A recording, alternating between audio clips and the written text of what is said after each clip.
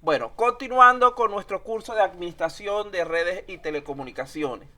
Ya salimos de la mayor parte de lo que es la teoría acerca de direccionamiento. Vamos, que es parte de nuestra unidad número 1.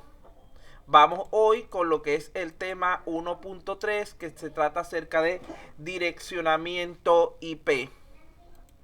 En primer lugar, vamos a ver algunas generalidades. Primero, ¿qué es una dirección IP? No es más que el identificador único de cada equipo dentro de su red. Eso es el concepto para nosotros de dirección IP. Cada equipo conectado a una red tiene entonces una dirección IP única asignada, la cual debe ser distinta a todas las demás direcciones que estén vigentes en ese momento dentro del conjunto de redes visibles para el equipo. Es decir, en la misma red no deben haber dos equipos con la misma dirección IP. Claro está que como estamos trabajando a nivel de subredes, en distintas subredes o en distintas redes pueden haber direcciones iguales, pero ya ellos no entran dentro del mismo lineamiento. Es como decir que su número de teléfono debe ser único para todos los usuarios del Perú, pero es probable que, por ejemplo, en Estados Unidos haya una persona o en alguna otra parte del mundo que tenga exactamente el mismo número de teléfono. Pero ¿cómo se diferencian? Porque tienen diferentes códigos de país y esto evita confusiones entre elementos similares. Continuamos entonces. Las direcciones IP poseen dos identificadores básicos. Hay otros elementos, pero de momento vamos a empezar conversando acerca de estos dos. El equipo posee primeramente está trabajando con protocolos TCP/IP que se basan en direccionamiento IP4, donde cada computador, cada equipo, cada dispositivo, porque no necesariamente tiene que ser un computador que esté conectado a la red, necesita de esos dos identificadores básicos, es decir, la dirección IP y la máscara de su red. Comencemos entonces en este momento estudiando varios aspectos relacionados con lo que es la dirección IP. En primer lugar, vamos a hablar de algunos problemas que existen relacionados con el direccionamiento IP versión 4. En primer lugar, ya ustedes saben que ha habido un uso ineficiente de las direcciones IP4. Recuerden que a las organizaciones que obtuvieron direcciones IP en los años 80 se les asignaron muchas más de las que realmente necesitaban. Por ejemplo, a las grandes empresas y universidades se les dieron bloques de direcciones clase A, los cuales cuentan cada uno con más de 16 millones de direcciones IP diferentes, las cuales en realidad no son requeridas en estas instituciones, sino solamente algunos cientos o miles, habiendo un enorme desperdicio, un uso ineficiente de las demás direcciones. Por otra parte, muchas organizaciones siguen utilizando IPs públicas para dispositivos que no son accesibles fuera de sus redes privadas o locales y que podrían servirse de implementaciones basadas en tecnología NAC, cediendo con esto un alto rango de direcciones IP para su reasignación. Algunas de las organizaciones, como las explicadas anteriormente, poseen direcciones IP que actualmente no se utilizan, pero que no se han devuelto a las autoridades de asignación por varias razones. Ya saben que ustedes que el criterio de este tipo de organización que está encargada, mientras que la persona esté pagando, digamos que su cuota, su dirección, esa dirección se mantiene como de esa persona. Cuando es abandonada por cierto tiempo sin pagar, sin usar, porque no es solamente no usarla, sino también no pagarla, se le quita y se le da a otra persona. Por otro lado, este uso ineficiente de direcciones IP ha generado problemas de agotamiento de las mismas. El crecimiento exponencial de Internet ha llevado al agotamiento de las direcciones IP4, es decir, a la progresiva disminución hasta llegar actualmente a prácticamente una inexistente disponibilidad de direcciones. Una inexistente, no, realmente ya no hay direcciones IP disponibles. Para poder darle una dirección IP a alguien, tienen que quitársela a otra persona que ya no la esté utilizando.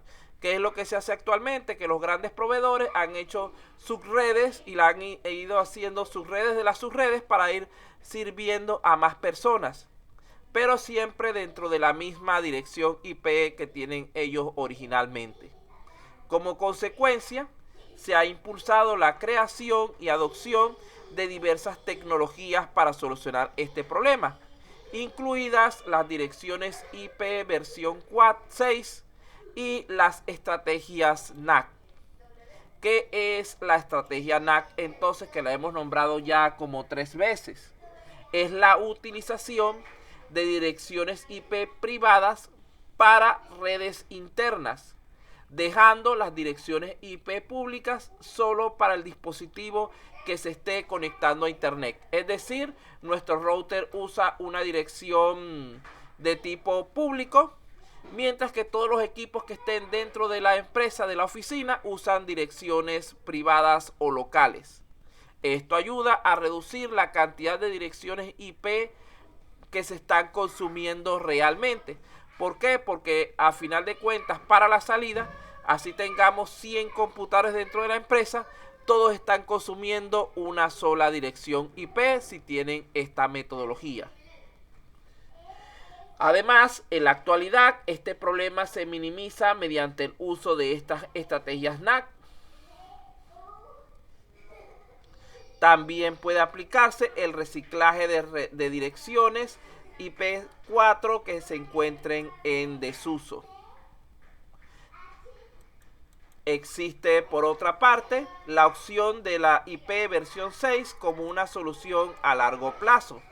Desde el año 2007 surge IP versión 6 como una posible solución a largo plazo para el problema del agotamiento de las direcciones IP4. Aunque su implantación se está realizando a un paso muy lento, como dicen en mi tierra, a paso de morrocoy, al punto que prácticamente podrían considerarse aún en desuso, el formato de la dirección IP4 frente a la dirección IP6 es mucho más limitado. ¿Por qué? La IP6 está previsto para utilizar direcciones de 128 bits, mientras que la IP4 solamente utiliza 32 bits. Es decir, las direcciones IP4 solamente se cuentan con 4.3 millardos de posibilidades. Digo solamente porque si vemos la cantidad de dispositivos que hay a nivel global, no alcanzarían para poder cubrir la demanda. Mientras que la IP6 proporcionaría un espectro prácticamente ilimitado de posibilidades, capaz de suplir, al menos en teoría, las necesidades presentes y futuras de direcciones IP. ¿Cómo se están preparando las empresas, las grandes corporaciones para la llegada del IP6? Hay varias cuestiones que hay que tomar en cuenta. En primer lugar está la herencia de equipos. ¿Qué sucede? Que en este momento, o para poder hacer ese cambio, los fabricantes deberían dejar de proporcionar servicio de asesoría, de soporte a equipos que no cuenten con IP versión 6 para que estos equipos pasen al desuso. En segundo lugar, que los equipos que tengan IP4 y no IP6, que estén limitados a esto, no sean actualizables, modernizables desde el punto de vista de software. Ve que ya hablamos de hardware y de software.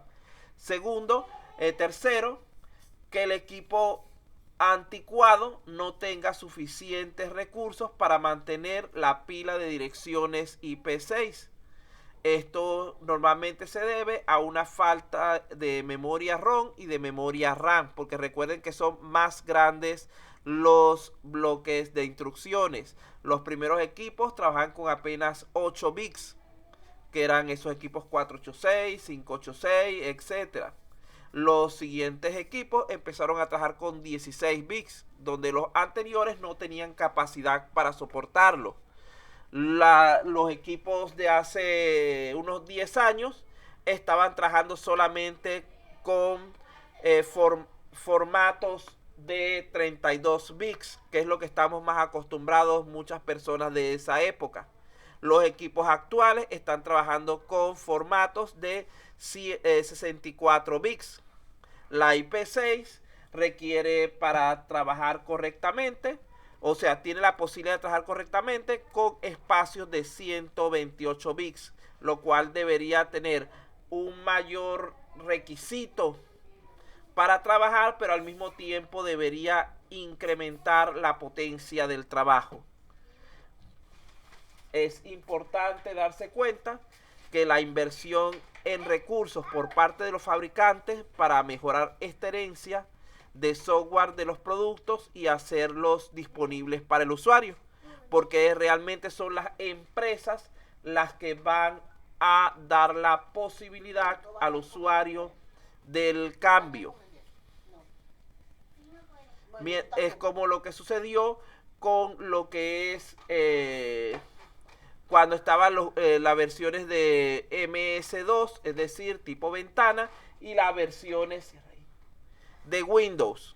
Vean que hasta que no se produjo desde el punto de vista de los proveedores un sistema de fácil uso, accesible para las personas, no se popularizó. No se popularizó el servicio. Por otra parte, desde el punto de vista de otros elementos necesarios para la llegada del IP6, los fabricantes actualmente aseguran que los equipos nuevos tienen suficientes recursos para trabajar con dicho sistema. La inversión de los fabricantes en el desarrollo de nuevo software para el servicio IP6 ha sido hasta el momento bastante limitada. La publicidad para persuadir a los usuarios finales de prepararse para el mejoramiento de a IP6 también ha sido prácticamente inexistente. La publicidad para informar al usuario final y crear una demanda de un equipo que sea compatible con IP6, ustedes, como han visto, en ninguna parte te hablan acerca de eso cuando tú vas a adquirir un equipo. Te hablan de potencia para juego, no sé qué, pero en ningún momento te hablan de direccionamiento. Y los proveedores no han hecho ningún tipo de inversión en recursos técnicos para la transición de IP4 a IP6. Es allí donde está la principal limitante, porque hasta que los proveedores como Claro, como Movistar, como Entel, etcétera, no hagan realmente el esfuerzo por cambiar ellos a esta nueva tecnología, los clientes van a mantenerse usando la tecnología actual. Es precisamente allí donde podría haber ese salto a un nuevo esquema.